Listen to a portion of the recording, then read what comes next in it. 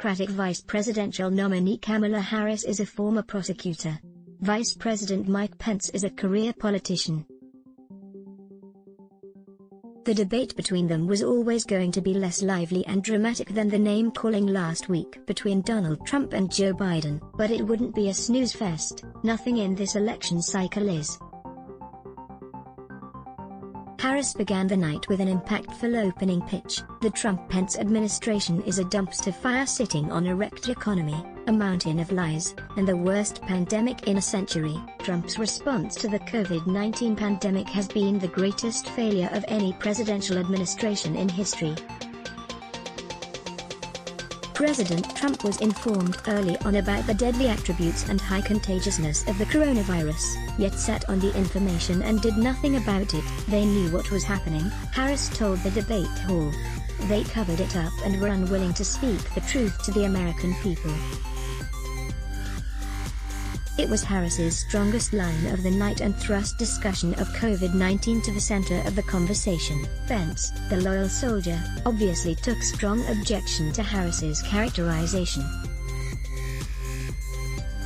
From the very first day, President Trump has put the health of America first, he replied. A lot of Americans, particularly the hundreds of thousands who have lost family members and friends to the virus, would disagree. The vice president cited the list of actions President Trump took to contain the virus, most notably the ban on travel from China, a ban, Pence reminded viewers, Biden himself opposed at the time and likened to nativism. The White House Coronavirus Task Force, Pence added, spent all hours of the night pushing medical supplies, drugs, and personal protective equipment to hospitals in the most affected areas in order to ensure healthcare professionals had the tools they needed to treat patients streaming into their facilities. Of course, the nurse in New York City who had to make her own medical gown out of a trash bag wouldn't agree with that assessment. As one would expect given the summer of demonstrations across America, race and policing were big topics. Harris, the first African-American, South Asian woman to be on a presidential ticket, talked up her record as California's Attorney General and sought to convince Americans that police departments need major systemic reform in how they do business. It was a very similar pitch to Joe Biden's last week: accountability for bad police, a ban on chokeholds, decriminalization of marijuana, and a better connection overall between police officers and the community they are sworn to protect.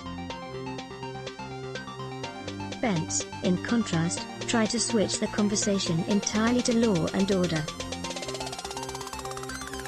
While there can be no excuse for police brutality, there can also be no excuse for rioters breaking into stores and anarchists burning down buildings. Pence told Harris that it was an insult to the country at large to label America as systemically racist.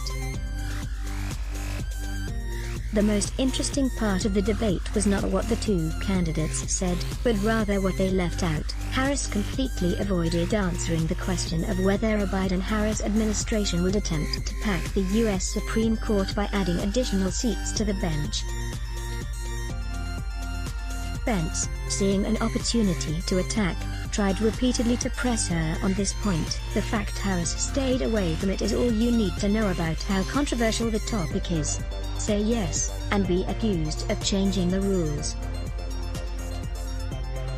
Say no, and be attacked by the very progressive voters Biden has been courting for months ever since he won the Democratic nomination. Pence didn't answer every question either.